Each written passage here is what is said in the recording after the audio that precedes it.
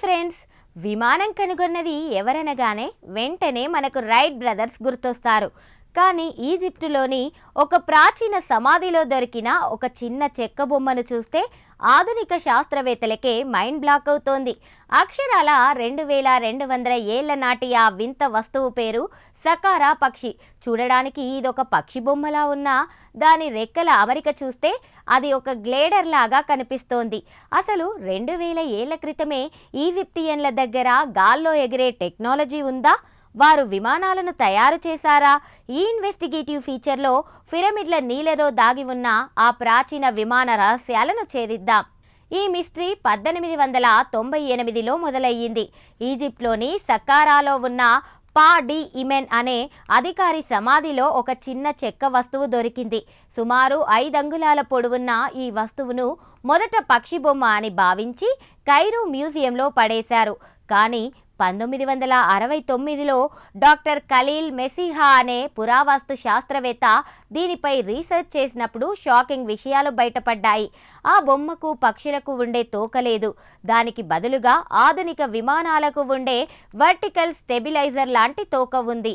పక్షుల రెక్కలు వంపు తిరిగి ఉంటాయి, కానీ సక్కారా పక్షి రెక్కలు మాత్రం అక్షరాల నేటి విమాన రెక్కల ఆకారంలో ఉన్నాయి.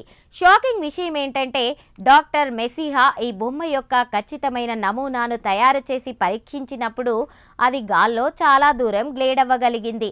అంటే 2200 ఏళ్ల క్రితమే ఈజిప్టియన్లకు గాలి గమనం అంటే ఏరోడైనమిక్స్ గురించి పక్కాగా తెలుసని అర్థమవుతోంది. మరి ఆ టెక్నాలజీ అప్పట్లో ఎందుకు ఆగిపోయింది? సకారా పక్షి వీపు భాగంలో ఒక చిన్న రంధ్రం ఉంది. కొంతమంది రీసెర్చర్ల ప్రకారం అక్కడ ఒక చిన్న ప్రొపెల్లర్ ఉండేదని, అది ఊడిపోయి ఉండవచ్చునని భావిస్తున్నారు. ఒకవేళ అది నిజమైతే పిరమిడ్ల కాలంలోనే వారు ఇంజన్లతో నడిచే విమానాలను తయారు చేశారా?